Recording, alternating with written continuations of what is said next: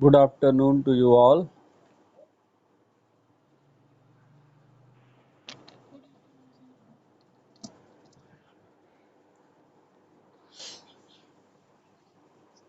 Very good afternoon. जैसा कि कल हम लोगों ने डिस्कस कर लिया था लैंड रेवेन्यू एडमिनिस्ट्रेशन के बारे में कि आपका शेरशाह सूरी का भू राजस्व प्रशासन कालीन भू राजस्व डिस्कस कर लिया था। आज हम लोग सेकेंड यूनिट के ही एक टॉपिक है, बड़ा इम्पोर्टेंट टॉपिक है, जागीरदारी सिस्टम, मुगल कालीन जागीरदारी सिस्टम ऑफ मुगल्स, है ना। मुगल काल में जागीरदारी व्यवस्था, यह प्रश्न आपका पूछा जाता है और बहुत इंटरेस्टिंग भी है, और इसका कॉन्सेप्ट अगर आपको क्लियर हो जाएगा तो सब कुछ समझ में आ जाएगा। क्योंकि जैसा कि अभी हम लोगों ने देखा था कि लैंड जो होती थी कई प्रकार की होती थी। खालसा लैंड होती थी, जागीर लैंड होती थी, मदद इमाश लैंड होती थी, इमाम जो इनाम के रूप में या मदद के रूप में दी जाती थी, है ना। एक आपकी सल्तनत काल में आप लोगों ने पढ़ा होगा इक्तादारी सिस्टम, हम लोगों ने पढ़ा था इक्तादारी सिस्टम। इक्ता मतलब होता था भू क्षेत्र, और इसकी शुरुआत भारत में तुर्की सत्ता की स्थापना के पश्चात इल्तुतमिश के द्वारा की गई थी, जो वेतन के बदले में इक्ता प्रदान करता था, अर्थात भू क्षेत्र प्रदान करता था, और उस क्षेत्र की कानून व्यवस्था, राजस्व वसूलने की पूरी जिम्मेदारी जिसको दी जाती थी, इक्तादार की होती थी, जिसके पीछे मूल उद्देश्य यह होता था कि साम्राज्य की जो दूर दराज के जो एरियाज के जो क्षेत्र हैं वो सीधे आपके उससे कनेक्ट हो जाएं, केंद्र से सीधे जुड़ जाएं, और सरकार को राजस्व की भी प्राप्ति हो सके, प्रशासनिक कार्य भी आसानी से हो सके। मुगल काल में हम ये देखते हैं कि भू राजस्व प्रशासन की दृष्टि से भूमि को दो भागों में विभाजित किया गया था। The land was divided into two categories from the point of view of land revenue administration। मतलब भू राजस्व प्रशासन की दृष्टि से राज्य की भूमि को दो भागों में विभाजित किया गया था, एक खालसा महाल और दूसरा जागीर महाल।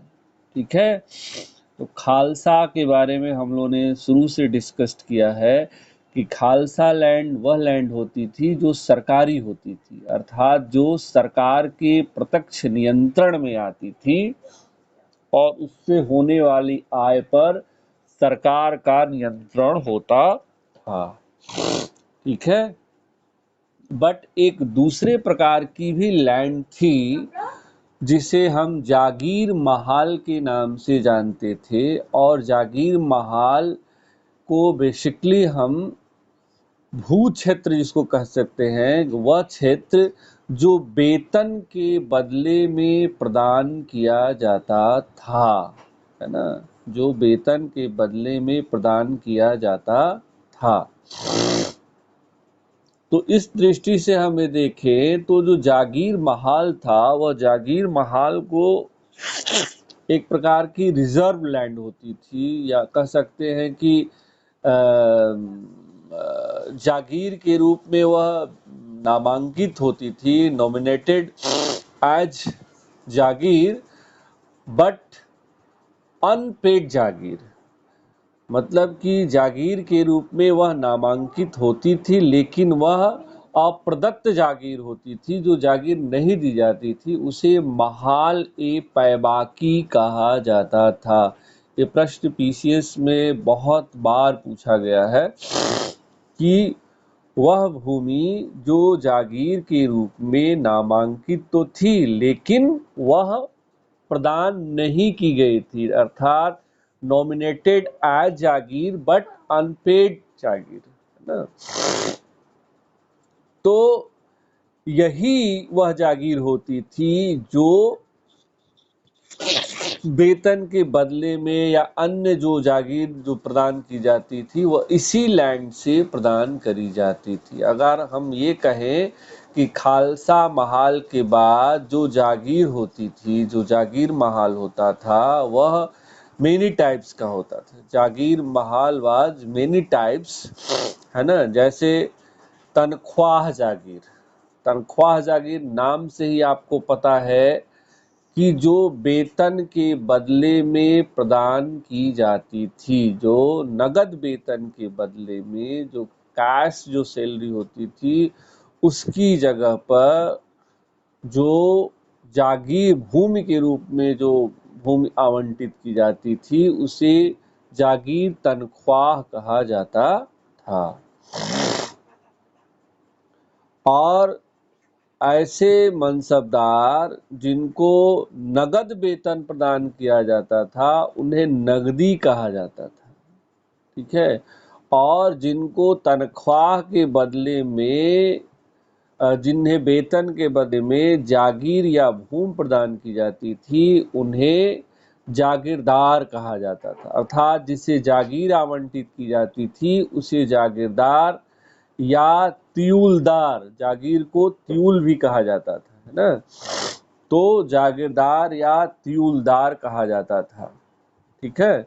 मतलब भू राजस्व प्रशासन की दृष्टि से जो भूमि थी वह दो भागों में विभाजित की गई थी। एक आपकी खालसा महाल और दूसरा जागीर महाल। खालसा महाल वह भूमि होती थी जो सरकार के प्रत्यक्ष नियंत्रण में आती थी, जिससे होने वाली आय या राजस्व सरकार के खजाने में जाता था, उस पर सरकार का अधिकार होता था। जो जागीर महाल होती थी वो कई प्रकार की होती थी। जागीर महाल वाज मेनी टाइप्स। जैसे हमने आपको बताया कि जो मनसबदारों को नगद वेतन के बदले में प्रदान करी जाती थी उसको कहा जाता था जागीर तनख्वाह, ठीक है।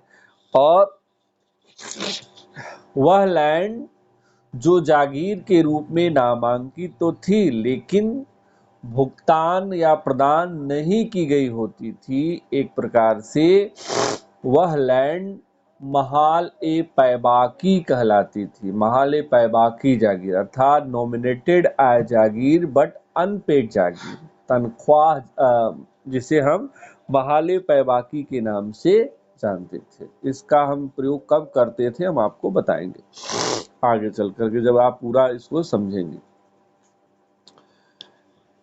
तो ये चीज हमने आपको क्लियर किया कि जागीर क्या होती। जागीर एक प्रकार का भू क्षेत्र होता था या लैंड होती थी जो वेतन के बदले में प्रदान की जाती थी। जब यह प्रदान की जाती थी तो उसे जागीर तनख्वाह कहा जाता था। जब जागीर जो वह भूमि जो जागीर के रूप में नामांकित तो थी लेकिन प्रदान नहीं की गई थी, अप्रदत्त जागीर होती थी, उसे महाल पैबाकी कहा जाता था। एक प्रकार की जागीर मशरूत जागीर होती थी जो कंडीशनल लैंड होती थी।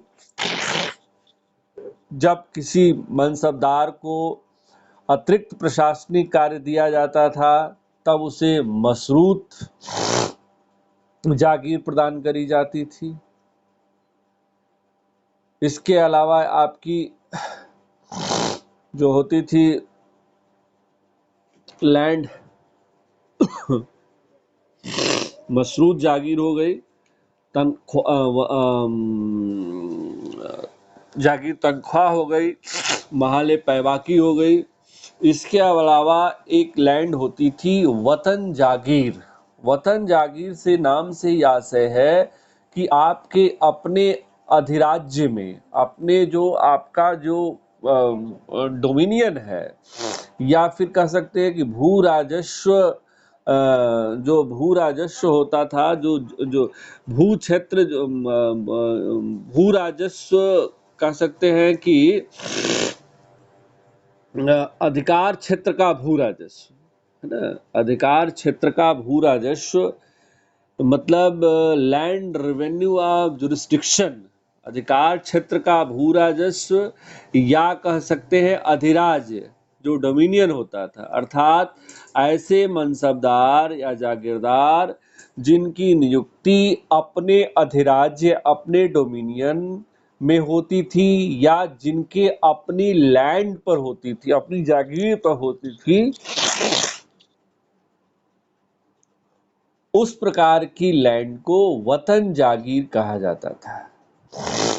वतन जागीर नाम से ही आशय है, अर्थात अधिकार, उस मनसबदार के अधिकार क्षेत्र में आने वाली लैंड या उसके अधिराज्य यानी कि डोमिनियन जो उसका स्टेट है उसमें आने वाली भूमि जो प्रदान की जाती थी तो उसको वतन जागीर कहा जाता था। वतन जागीर एक प्रकार से वंशानुगत होती थी, आनुवांशिक होती थी, हेरिडिटी होती थी और इस पर सरकार यदि चाहे तो हस्तक्षेप उत्तराधिकार के मामले में कर सकती थी, लेकिन ऐसा करने से वह बचती थी। अर्थात कह सकते न तो आंशिक रूप से न ही पूर्ण रूप से सरकार के द्वारा वतन जागीर में किसी प्रकार का हस्तक्षेप करने का प्रयास किया जाता था। हालांकि यह अधिकार था कि वह उत्तराधिकार के मामलों में हस्तक्षेप कर सके, लेकिन जहां तक वतन जागीर थी एक प्रकार से स्वतंत्र होती थी, उस पर सरकार का कोई हस्तक्षेप नहीं होता था। लेकिन जो हम लोगों ने डिस्कस कर लिया वतन जागीर, हम लोगों ने डिस्कस कर लिया जागीर तनख्वाह पे, हम लोगों ने डिस्कस कर लिया महाले पैबाकी पर, हम लोगों ने डिस्कस कर लिया आपके मशरूत पर। मशरूत के बारे में यही मैंने कहा कि अभी मैं आपसे डिस्कस कर लूँगा। जैसे मान लीजिए कि किसी मनसबदार का वेतन निर्धारित किया गया है 2000 रुपये, तो उसको लैंड जो मिलनी चाहिए वह 2000 की इनकम वाली लैंड यानी जागीर मिलनी चाहिए, लेकिन उस मनसबदार की नियुक्ति उसके अपने अधिराज्य डोमिनियन में हुई है या जो उसके नियंत्रण में भू राजस्व वाली नियंत्रण वाली जो क्षेत्र है, लैंड रेवेन्यू ऑफ जो जुरिस्डिक्शन वाली लैंड है, उस पर जो है उसकी नियुक्ति हो रही है और उसकी इनकम जो है वह 2000 से कम है। तो ऐसी कंडीशन में सरकार के द्वारा मशरूत जागीर प्रदान करके उसकी कमी की पूर्ति की जाती थी कि जब तक आपकी नियुक्ति आपके वतन में है और आपकी नगद जो वेतन जो निर्धारित किया गया है उससे कम उसकी इनकम हो रही है, तो उसकी पूर्ति हम मशरूत जागीर के माध्यम से कर सकते हैं। ठीक है, तो ये था। लेकिन अब अगर हम ये देखें कि जो भू राजस्व जो वसूली की बात थी या निर्धारण की बात थी, उस दृष्टि से देखा जाए तो उस प्रकार की जागीर पर दोनों का ही समान रूप से द्वैध अधिकार होता था। अर्थात कहने का मेरा आशय यह है कि जो जागीर के रूप में जो लैंड प्रदान की जाती थी उस पर जागीरदार का और सरकार का दोनों का ही नियंत्रण द्वैध होता था, दोहरा अधिकार होता था। अर्थात कि जो आपकी the government and jagirdar had dual powers over the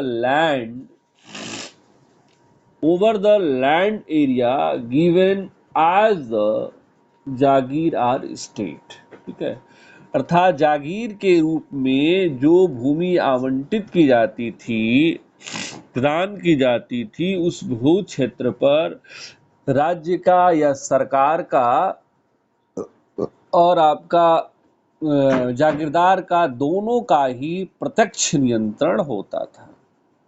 ठीक है, द्वैध का मतलब होता है दोहरा नियंत्रण। अब यह कैसे होता था दोहरा, इस दृष्टि से देखें तो जैसे जो जागीरदार है, जो भू क्षेत्र आवंटित की गई है, वह उस क्षेत्र से राजस्व की वसूली करता है, चाहे वह खुद करे, चाहे वह अपने किसी रिप्रेजेंटेटिव या प्रतिनिधि के माध्यम से करे।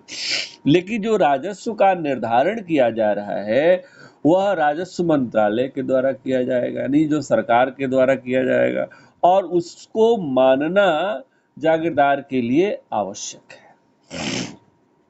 ठीक है, तो इस तरह से। और दूसरी बात, जागीरदारों पर नियंत्रण रखने के लिए दो अधिकारी काम कर रहे थे, एक फौजदार करता था और एक सवाईनिगार करता था। तो फौजदार का काम ये होता था कि सरकार के द्वारा जो भी नियम बनाए गए हैं या वसूल करने की जो बात कही गई है राजस्व, वह जो है शाही राजकीय आदेश को उस जागीर में लागू कराए, इम्प्लीमेंट कराए। और जो सभा निगाह का जो सभा निगार का जो काम होता था, वह काम ये होता था कि उस क्षेत्र में घटित होने वाली प्रत्येक घटना की सूचना से सरकार को यानी सम्राट को अवगत कराए। ऐसा करने का उद्देश्य होता था कि अगर कोई जागीरदार अपने क्षेत्र में गलत काम करता है या दुर्व्यवहार करता है या अपने अधिकार का दुरुपयोग करता है, तो या तो जागीरदार का दूसरे जागीर में ट्रांसफर कर दिया जाएगा या फिर उसे टर्मिनेट कर दिया जाएगा, क्योंकि ऑल पावर्स जो था और authorities were vested in emperor. सभी प्रकार के अधिकार और जो पावर था वह किसमें केंद्रित था? सम्राट में केंद्रित था। यानी जो जागीरदार होते थे, जिनको वेतन के रूप में जागीर आवंटित करी जाती थी, या फिर जो महाले पैबाकी जो लैंड थी, या फिर आपकी जो मसरूत लैंड थी, मतलब कहने का आशय यह है कि जागीर जो प्रदान किया जाता था वतन जागीर को छोड़ करके, वह सम्राट के द्वारा प्रदान किया जाता था, और इसलिए प्रत्येक जागीरदार सम्राट के प्रति रिस्पॉन्सिबल होता था। Every jagirdar were depend on emperor, है ना। वह सुल्तान पर एक निर्भर करता था, चाहे उसका डिमोशन हो, चाहे प्रमोशन हो, चाहे टर्मिनेशन हो। सभी प्रकार के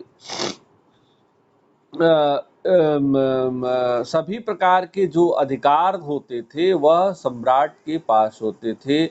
जागीरदार जो है अस्थाई नहीं होता था, वह ट्रांसफर उसका किया जाता था हमेशा। इसको हम लोग आगे अभी डिस्कस कर लेंगे। तो ये चीजें थी कि जैसे हमने आपको बताया कि खालसा महाल जो सरकारी लैंड होती थी, जिस पर सरकार का अधिकार होता था। जागीर पर भी सरकार का अधिकार होता था, लेकिन उसके लिए अलग से भूमि आवंटित की गई थी, यानी जिसको हम कह सकते हैं जागीर के रूप में नामांकित किंतु अप्रदत्त जागीर, अर्थात nominated as jagir but unpaid jagir, है ना, अनपेड लैंड, जिसको हम अप्रदत्त भूमि कहते हैं। महाले पैबाकी, नो महाले पैबाकी। इसके अलावा अभी हमने बताया जागीर तनख्वाह, जो नगद वेतन के बदले में जो जागीर यानी भू क्षेत्र आवंटित किया जाता था, उसे हम जागीर तनख्वाह के रूप में जानते हैं। मसरूत जागीर जब किसी मनसबदार को अतिरिक्त प्रशासनिक दायित्व प्रदान कर दिया जाए या उसके वेतन की पूर्ति के लिए अतिरिक्त लैंड प्रदान करी जाए, तब हम उसे मसरूत जागीर के नाम से जानते थे, यानी कंडीशनल जागीर होती थी। इसके अलावा आपकी जो होता था वतन जागीर। वतन जागीर को अभी हमने डिफाइन किया कि वतन से आशय ही है कि अपने क्षेत्र की जागीर, अपने अधिराज, अपने डोमिनियन की जागीर, या फिर कह सकते हैं भू राजस्व, जो आपका जो अधिकार जो क्षेत्र था, जो लैंड रेवेन्यू, जो जुरिस्डिक्शन ऑफ लैंड रेवेन्यू था, अधिकार क्षेत्र वाली जो भू क्षेत्र थी, उसको कहते थे। यदि उसमें किसी मनसबदार को नियुक्त किया जाता था तो उसे वतन जागीर कहा जाता था। वतन जागीर हस्तांतरित नहीं की जाती थी, उसको छोड़ करके सभी प्रकार की जागीर का हस्तांतरण किया जा सकता था। यह सब कुछ निर्भर करता था किसके ऊपर? सम्राट के ऊपर, बादशाह के ऊपर।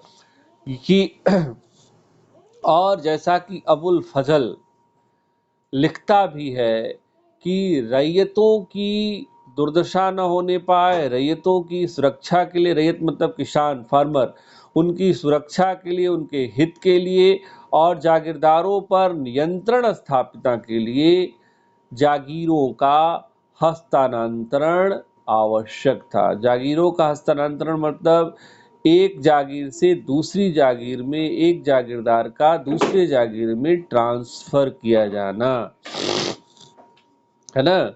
तो ये किया जाता था ताकि जागीरदार लंबे समय तक अपने एक ही जागीर में रहने से शक्तिशाली न होने पाए, है ना।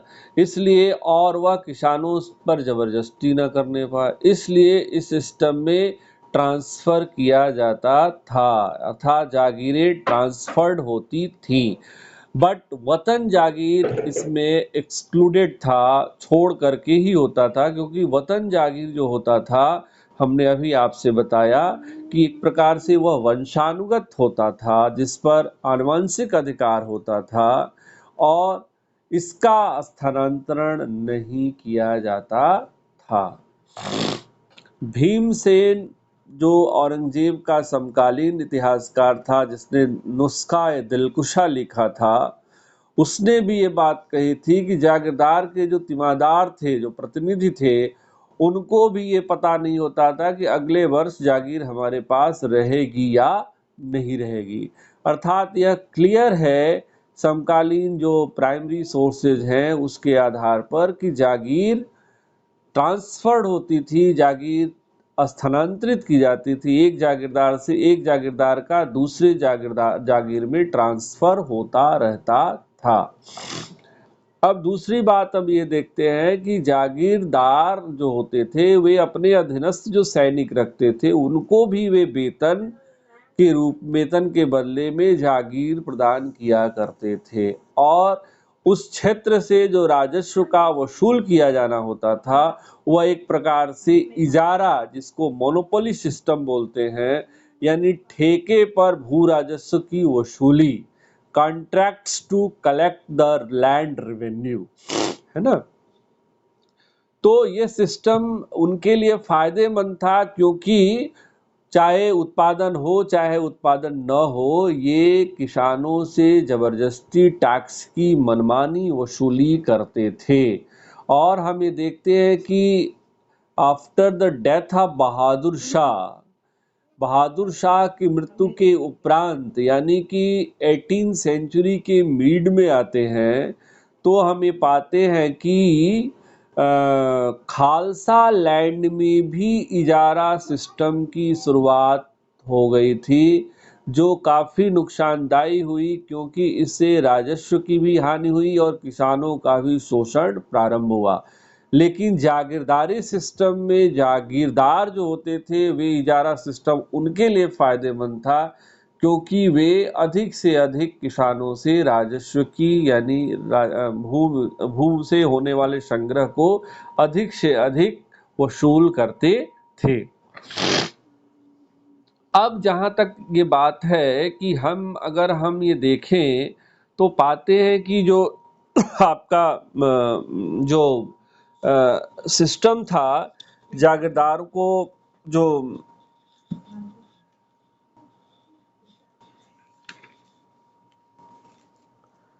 कि जागीरदारी जो सिस्टम थी उस जागीरदारी सिस्टम में औरंगजेब के समय तक आते आते समस्याएं, कठिनाइयां उत्पन्न हो गई। अब ये हमने BA 2 में ये पढ़ा था कि औरंगजेब के काल में ही हम देखते हैं कि मुगल जो एम्पायर है उसका डाउनफॉल भी शुरू हो जाता है और उसके लिए काफ़ी हद तक औरंगजेब की पॉलिसी को लेकर के उत्तरदायी ठहराया जाता है कि उसकी साउदर्न पॉलिसी थी या उसकी जो सदर्न पॉलिसी थी या फिर उसकी जो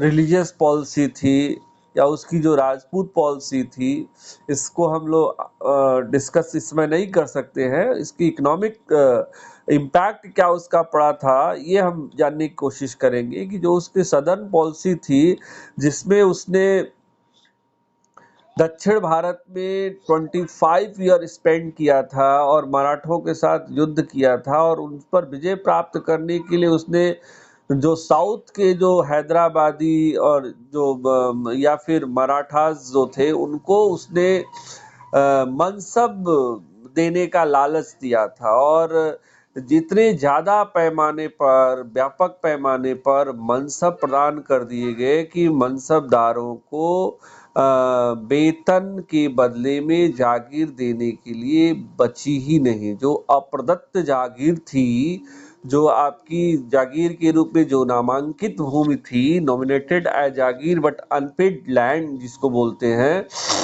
वह बची ही नहीं।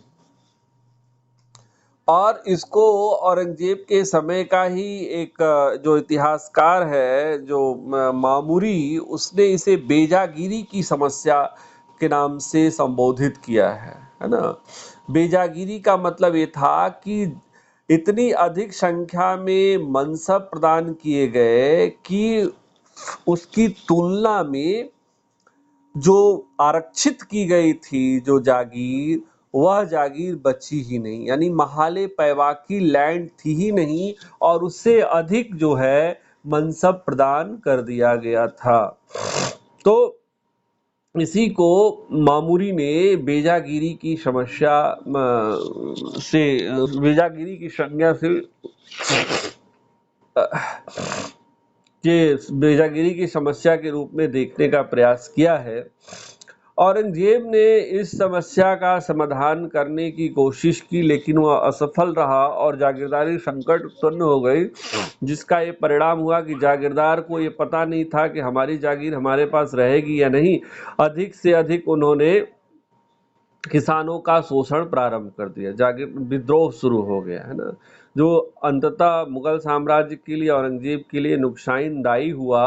और बहादुर शाह ने भी वही काम किया जो औरंगजेब ने किया था। उसने भी खुश करने के लिए लोगों को मनसब अधिक से अधिक बांट दिए और मनसब तो बांट दिया, लेकिन वेतन के रूप में देने के लिए जागीर बची ही नहीं थी, क्योंकि अतारांकित जो तारांकित जो जो रिजर्व कर सकते हैं कि अनपेड जो लैंड थी वो थी ही नहीं।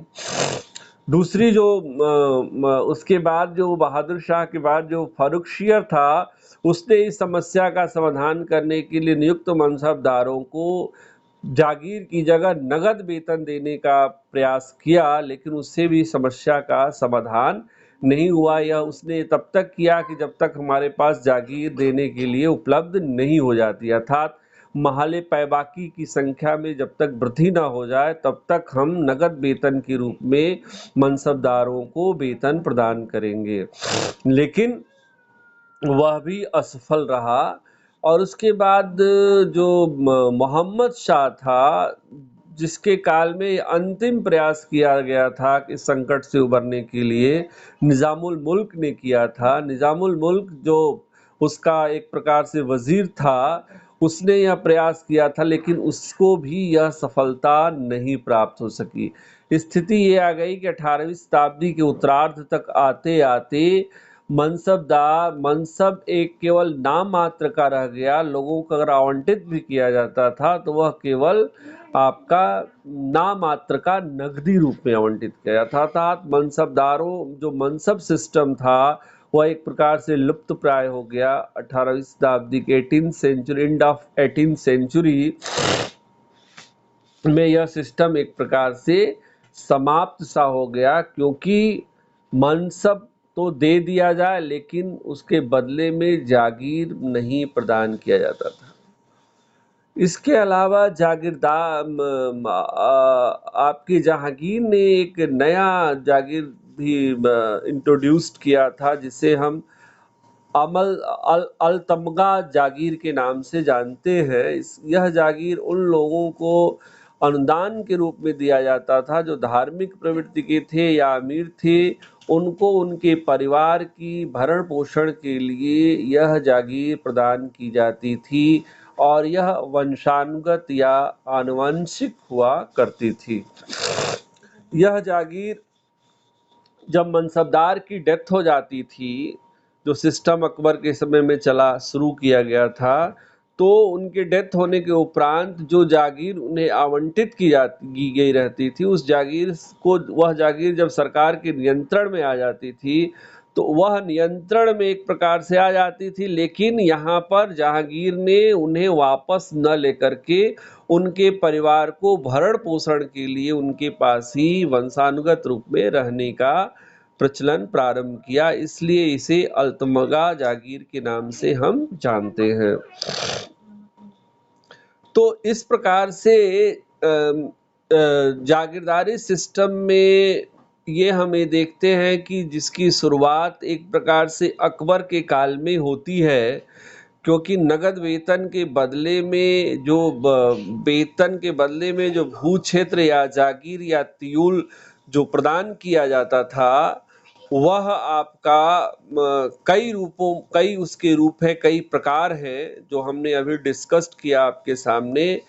वह अच्छे स्थिति में था, लेकिन औरंगजेब के काल तक आते आते और उसके बाद वह सिस्टम लगभग यह सिस्टम जागीरदारी व्यवस्था संकटग्रस्त हो गई और मनसबदारी सिस्टम में भी हम देखते हैं कि एक प्रकार से उसका भी अंत हमें दिखाई पड़ता है। एक बार पुनः मैं इसको संक्षेप में आपके सामने रखने का प्रयास करूंगा कि भू राजस्व प्रशासन की दृष्टि से भूमि को दो भागों में विभाजित किया गया था। ठीक है। The land was divided into two categories from the point of view of land revenue administration, Khalsa Mahal और जागीर महाल।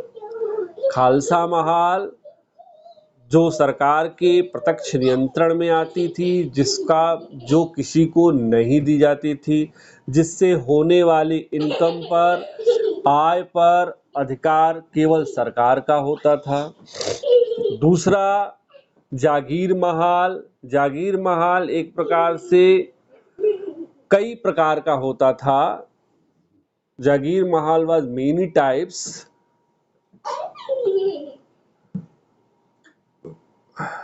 जागीर तनख्वाह जो नगद वेतन के बदले में प्रदान किया जाता था, उसे जागीर तनख्वाह कहा जाता था। महाले पैबाकी जो अप्रदत्त जागीर होती थी, जागीर के रूप में वो जो नामांकित होती थी, विशेषांकित होती थी, किंतु वह अप्रदत्त जागीर होती थी, अर्थात नॉमिनेटेड जागीर बट अनपेड लैंड, है ना, महाले पैबाकी कहलाती थी। मशरूत जागीर जो कंडीशनल होती थी, है ना, जो किसी व्यक्ति को तब प्रदान जो किसी मनसबदार को तब प्रदान किया जाता था जब उसके साथ अतिरिक्त प्रभार या अतिरिक्त प्रशासन की जिम्मेदारी दे दी जाती थी, या किसी मनसबदार को उसके वेतन की बदले में जो लैंड जो जागीर प्रदान करी जाती थी उससे उसकी पूर्ति नहीं हो पाती थी, तो वह पूर्ति होने तक उसके पास आवंटित कर दी जाती थी, उसे मशरूत जागीर कहा जाता था। वतन जागीर डिफरेंट थी। वतन से नाम से ही क्लियर है कि वह उसके अधिराज्य की हो, वह उसके डोमिनियन की हो, या वह उसके भू राजस्व वाली लैंड हो, उसके नियंत्रण में भू राजस्व वाली लैंड हो, अर्थात जो जुरिस्डिक्शन ऑफ लैंड रेवेन्यू जिसको हम कह सकते हैं, अधिकार क्षेत्र में आने वाली भू राजस्व कह सकते हैं कि जो आपके अधिकार क्षेत्र वाली जो लैंड थी, जो अधिकार क्षेत्र का जो भू राजस्व, मतलब ऐसा क्षेत्र आवंटित किया जाए जहां से भू राजस्व की वसूली वह खुद करता हो, है ना। तो वह लैंड आपकी कहलाती थी वतन जागीर। वतन से आशय है ये कि वह उसके क्षेत्र की होती थी, उसके अधिकार क्षेत्र की होती थी, या उसके राज्य की होती थी, उसके क्षेत्र अधिराज्य की होती थी। लेकिन अगर किसी की वेतन, मान लीजिए कि हमने अभी जस्ट आपसे डिस्कस किया कि अधिक से अधिक मान लीजिए 3,000 है रुपए करंट की दृष्टि से देखा जाए तो, और उसकी जो होने वाली इनकम है उस वतन जागीर से 2,000 है, तो 1,000 रुपया की पूर्ति वाली उसको मशरूत जागीर प्रदान करी जाएगी, है ना, ताकि उसकी भरपाई हो सके। और एक प्रकार से वतन जागीर जो होती थी आनुवंशिक होती थी, इस पर सरकार हस्तक्षेप, हालांकि उत्तराधिकार के मामले वह डिसाइड कर सकती थी, लेकिन मुगल शासकों ने उनके मैटर पर हस्तक्षेप नहीं करने का ही फैसला किया था और एक प्रकार के अधिकार क्षेत्र में उनके रहने दिया था। अब बात यहाँ पर यह है कि जागीर का प्रशासन कैसे चलता था। जागीर वाली लैंड जो होती थी उस पर दोहरा प्रशासन होता था, यानी जागीरदार भी शासन करता था और सरकार भी शासन करती थी। सरकार का काम होता था राजस्व का निर्धारण करना और जागीरदार का काम होता था निर्धारित राजस्व की वसूली करना। दूसरी बात यहाँ पर यह होती थी कि जागीरदारों पर नियंत्रण लगाने के लिए सरकार ने फौजदार और सवाही निगार की नियुक्ति करी हुई थी। फौजदार का काम होता था राजकीय आदेशों को जागीर में लागू कराना। सवाही निगार का काम होता था कि उस क्षेत्र में घटित होने वाली सभी प्रकार की घटनाओं की जानकारी सरकार को उपलब्ध कराना, ताकि विद्रोह से निपटा जा सके, जागीरदार की निरंकुश या जागीरदार की ताकत को समय रहते कुचला जा सके।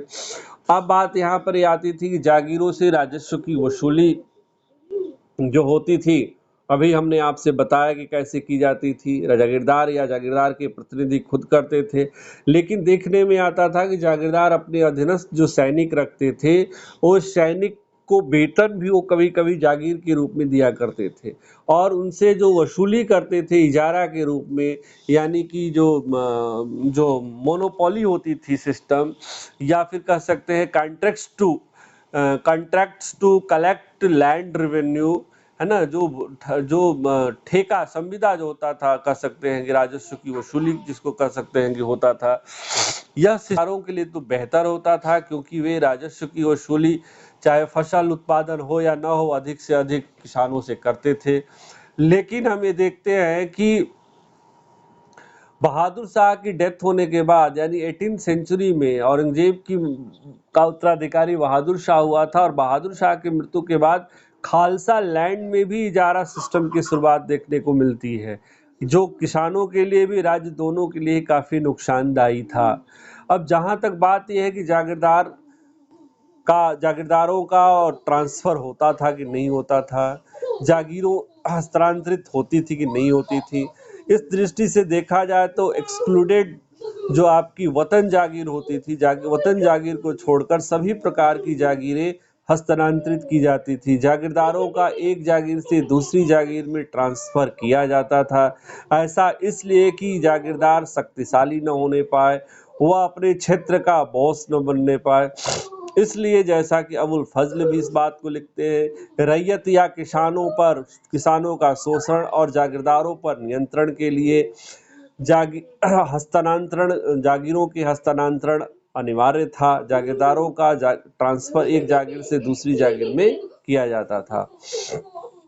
यही बात भीमसेन जो औरंगजेब के समकालीन थे वे लिखते हैं नुस्खा दिलकुशा में कि ये मनसबदारों जो जागीरदार के तिमादार जो प्रतिनिधि होते थे, उनको यह पता नहीं होता था कि हमारी जागीर अगली साल हमारे नियंत्रण में या हमारे पास रहेगी या नहीं रहेगी। यह संकेत करता है कि वतन जागीर को छोड़ करके सभी प्रकार की जागीरों का ट्रांसफर होता रहता था, मतलब कि ये ट्रांसफरेबल होती थी, ट्रांसफर्ड होती रहती थी। अब बात यहाँ पर आई कि जागीरदारी सिस्टम में औरंगजेब के समय तक कह सकते हैं कि प्रारंभिक दौर तक तो ठीक था, लेकिन औरंगजेब का जो लास्ट जो एंड ऑफ जो उसका एज था, शासन रूल था, उसके शासन का जो अंतिम काल था उसमें हम ये देखते हैं कि जागीरदारी संकट उत्पन्न हो गई। ऐसा इसलिए हो पाया है क्योंकि उसने जो जो नामांकित जो लैंड थी, जो महाले पैबाक की लैंड थी, उससे ज्यादा की तुलना में लोगों को मनसब प्रदान कर दिया, सिर्फ इसलिए कि दक्षिण भारत में वो मराठाओं पर विजय प्राप्त करना चाहता था, दक्षिण भारत में विजय प्राप्त करना चाहता था, जिसके कारण मामूरी जो समकालीन इतिहासकार था उसने इसे बेजागिरी की समस्या से संबोधित किया, अर्थात कि जितनी संख्या में निर्धारित जो महाले पैबाकी उससे कहीं अधिक संख्या में मनसब प्रदान कर दिया गया, जिसके कारण वेतन देने के लिए जागीर बची ही नहीं। इसी को बेजागिरी की समस्या के नाम से जाना गया। औरंगजेब के बाद बहादुर शाह ने इस समस्या का समाधान करने की कोशिश की और कोशिश के करने के प्रयास में उसने भी उसी पद्धति पर अपने को आगे बढ़ाया जिस पद्धति पर औरंगजेब चल रहा था। उसने भी नामांकित या विशेषांकित जो जागीर लैंड थी उससे अधिक संख्या में लोगों को मनसब दे करके खुश करने का प्रयास किया। आगे चल करके हमें देखते हैं कि फर्रुखसियर ने एक नया प्रयास यह किया कि लोगों को जागीर की जगह नगद वेतन के रूप में वेतन देने की प्रथा प्रारंभ की, इस शर्त के साथ कि जब हमारे पास लैंड हो जाएगी देने के लिए जागीर के रूप में, तब हम इसको पुनः चेंज कर देंगे, परिवर्तित कर देंगे। लेकिन ऐसा संभव नहीं हो पाया और उसका प्रयास भी असफल रहा। जागीरदारी संकट को उबारने का अंतिम जो प्रयास किया गया वो मोहम्मद शाह के द्वारा कि मोहम्मद शाह का जो वजीर था निजामुल मुल्क, जिसने स्वतंत्र हैदराबाद राज्य की नींव रखी थी, उसके द्वारा किया गया, लेकिन उसका भी प्रयास सफल नहीं हो सका। और ये कह सकते 18वीं शताब्दी के उत्तरार्ध में मनसबदारी सिस्टम नामात्र की रह गई, केवल मनसब लोगों को दिया गया, वेतन नहीं दिया गया। अगर वेतन दिया भी गया कहीं न यदा कदा तो जागीर के रूप में नहीं। अर्थात जिस मनसबदारी सिस्टम को अल अकबर ने प्रारंभ किया था वह सिस्टम 18वीं शताब्दी में कह सकते हैं कि पोस्ट लेटर मुगल एज में आकर के कह सकते हैं कि उसका अंत हो गया। समझ में आया?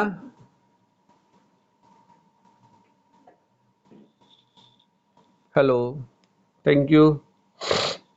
इसको हम लोग फिर से डिस्कस कर लेंगे। अगर आपका कोई कॉन्सेप्ट एक बार आप भी पढ़ लीजिएगा, कहीं कोई डाउट्स होगा, कहीं कोई प्रॉब्लम होगी तो आप गूगल क्लासरूम के थ्रू अपना मैसेज शेयर कर लीजिएगा और हम लोग दोबारा इसको कल डिस्कस कर सकते हैं। ठीक है, थैंक यू सो मच।